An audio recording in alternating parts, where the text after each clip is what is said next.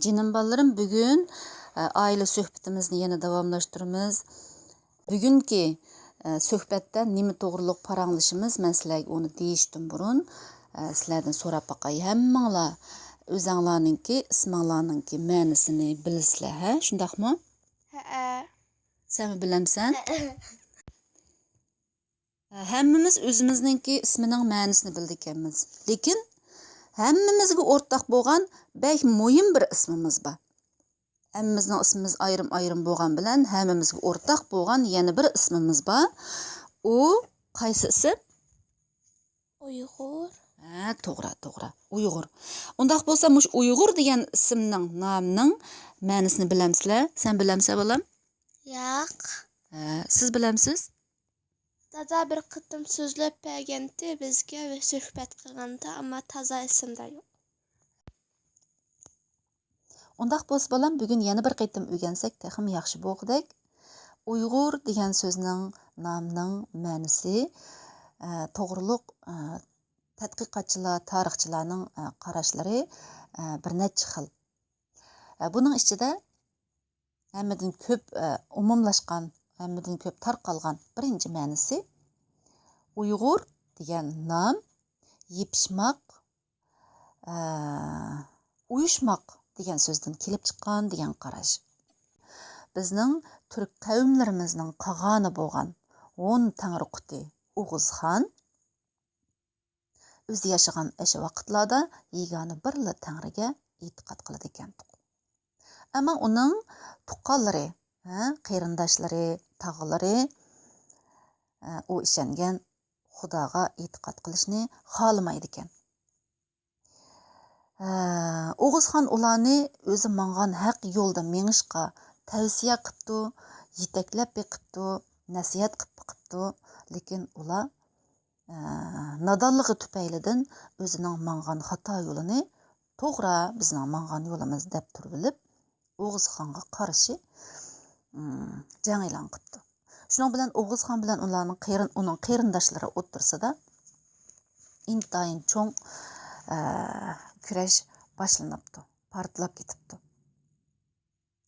Lekin O'g'izxon intayin jasur, kuchlik ham tadbirlik, o'zining mangan yo'lining to'g'ri ekanligiga ishonadigan, irodasi qattiq, g'olib bir xon bo'lganligi uchun o'zining bu qarindoshlari ichida ilib borgan bu kurashdagi rolini intayin yaxshi joriy qilib, bu kurashda g'olib keldi. Oxiri qarindoshlari o'zlarining mangan yo'lining xato ekanligini his qildi. O'g'izxon bilan qirishiman davasa, uningga qarshi turaversa, hech kimga foyda ilib kelmaydiganligini, aksicha o'zlarining ojizlashib, turk qavmlarining ojizlashib,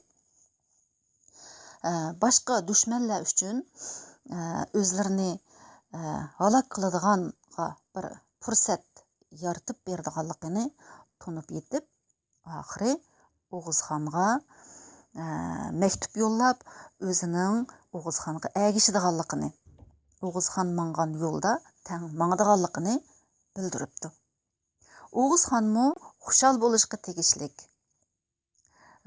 bu ittifoqlikning yuz xotirasi uchun intayin katta marika o'tkazib beribdi. O'zining atrofiga uyushgan bu qavmlarni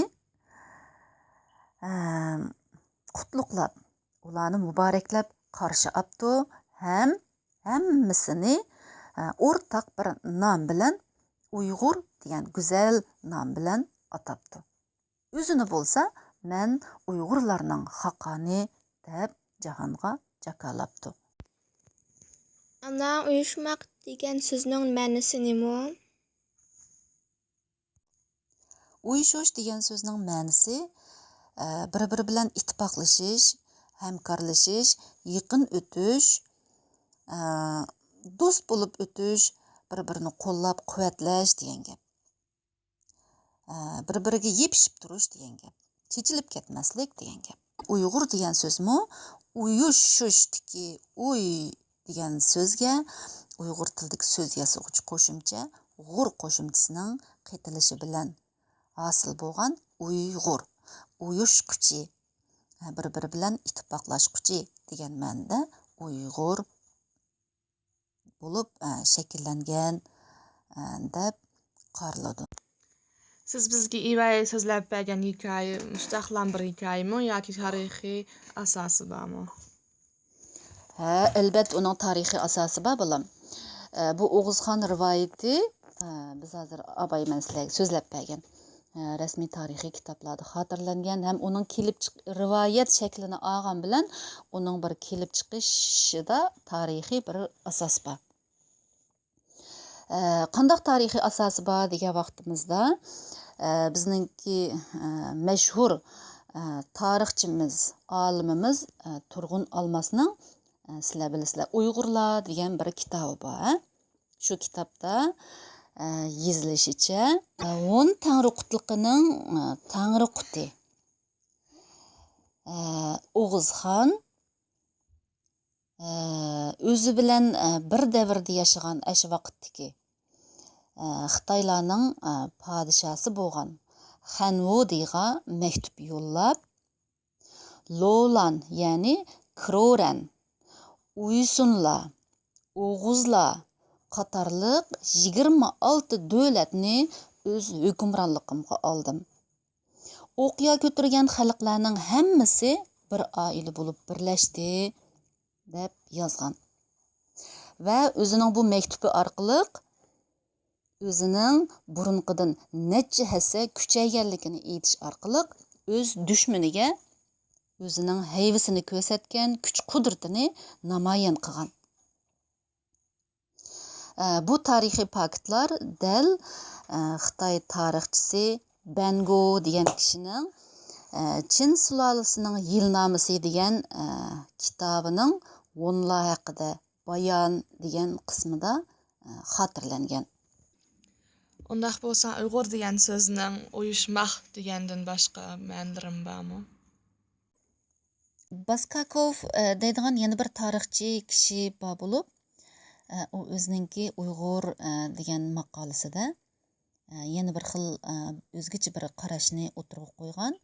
Uning qarashicha Uyg'ur degan so'zning donishmand, kuchlik, qudratlik degan ma'nosi bor ekan. U tadqiq qilish orqali Uyg'ur degan so'zning Ugur degan qadimgi Uyg'ur tilidan kelib chiqqanligi, O'g'iz degan so'zning qadimgi Uguz degan Uyg'ur tilidan kelib chiqqanligi, har ikki so'zningki o'xshash bir millatning, o'xshash bir etnik qavmning faqat shivi farqi sababidan ikki xil ilinib qolgan bir xil ismi ekanligini isbotlab chiqqan. Ham bu yerdagi so'zlarningki ma'nosi o'qimoq, tushunmak degan bo'ladi deb ta'bir bergan. Mushuningdan qaragan chog'da Uyg'ur degan so'zningki yana biladigan, bir narsalarni tushunadigan, aqlliq, undan donishmand, kuchlik, jasur degan ma'nosimi bor ekan. Ba'zi tadqiqotchilarning qarashicha Uyg'ur hem Oğuz namları Uyg'ur madaniyatininki mahsuli bo'lib, o'q bilan munosabatlikkan. Uyg'urlarninki hayoti bilan, o'zi yaratgan tarix bilan munosabatlik ekan. Ya'ni Uyg'ur degan so'z o'q urdan kelib chiqqan deb qaraydi ekan ba'zi tarixchilar. O'q ur degan nima degan gap? O'q degan gapni bilasizlar, o'q deganimiz dushmanga otadigan o'q. Uyg'urlar ayni vaqtda dushmanga qaysi xil qandoq o'q bilan qarshi turgan? O'qya bilan qarshi turgan, ha? O'q ya'ni at, o'qni ur degandan Uyg'ur kelib chiqqan deb qaraydi. O'g'iz degan so'zmi dal mush ma'noni bildiradigan o'qni uz. Biz o'qni uzibdi deymiz, o'qni etibdimi deymiz, o'qni uzibdimi deymiz.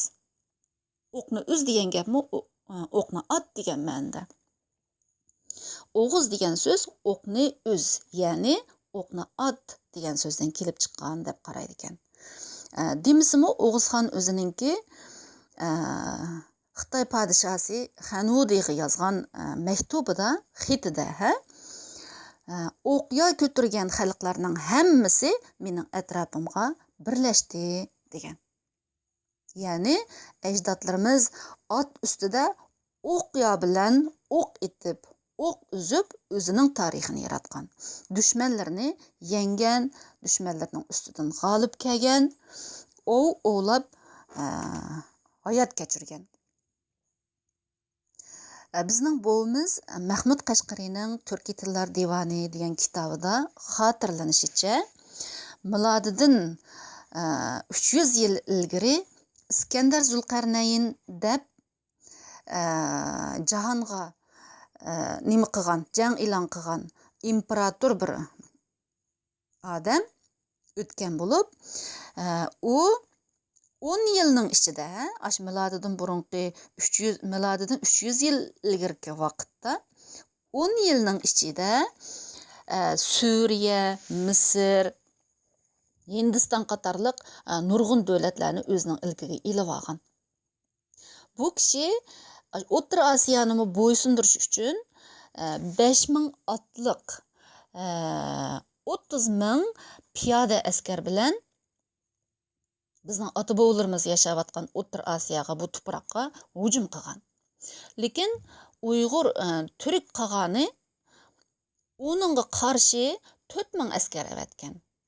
Bu askarlarninki qalpoqlarining ikki tarafida qanotga o'xshaydigan bir xil qanotga o'xshash yasalgan ekan ularning qalpoqlari.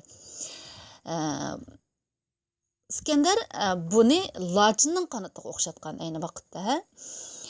Va bu askarlarninki o'q uzishga mohirligiga qoyil bo'lib, ular o'qni oldiga qandoq otsa, keynigim shundoq atalaydi ekan deb hayron qolgan. Demak, Uyg'ur degan nomning o'q urdan, O'g'iz degan nomning o'q uzdan kelib chiqqanligi mush bizningki qarashlarimizningki ilmiy asosga ega ekanligini tushundirdi. Uyg'ur degan so'zningki yana madaniyatlik, o'yg'oq, sezgur degan ma'nosi bor bo'lib, o'yg'ar degan so'zdan kelib chiqqan deb qaraydi ba'zilar.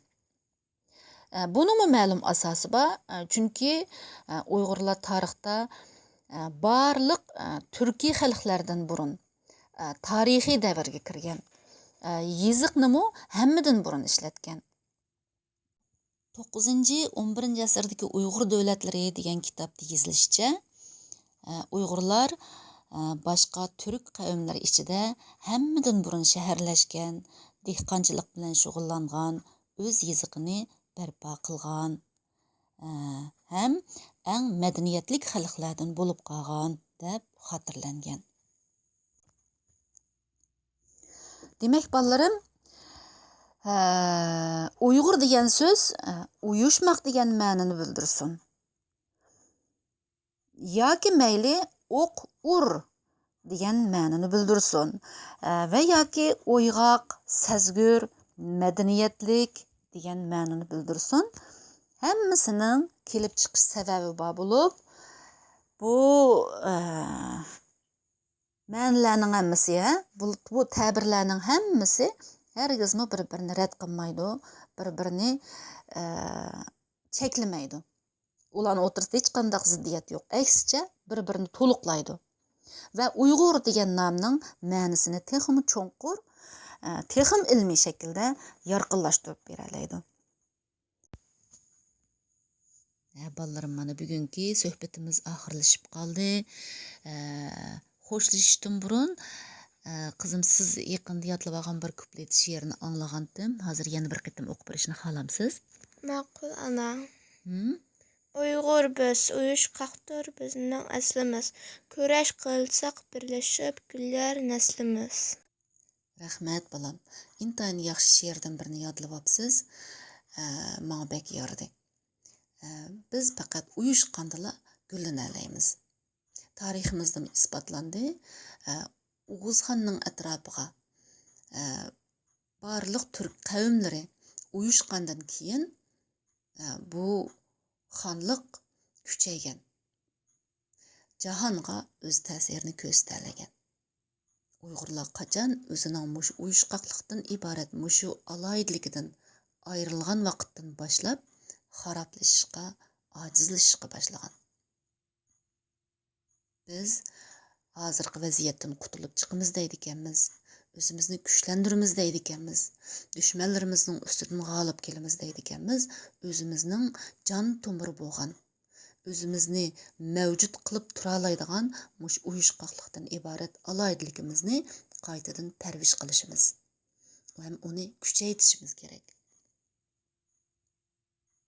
Shu chaqda biz o'zimizning yana boshqa aloyidliklarimiz bo'lgan jasoratlik, kuchlik, madaniyatlik, o'yg'oq degan aloyidliklarimizni joriy qildira olamiz. Bugungi suhbatimiz mushu yerda oxirlashdi bolalarım. Sizlarga rahmat. Bugungi suhbatni quloqinglarda ching tutishinglarni, yuraginglarga mahkam uyib olishinglarni umid qilaman.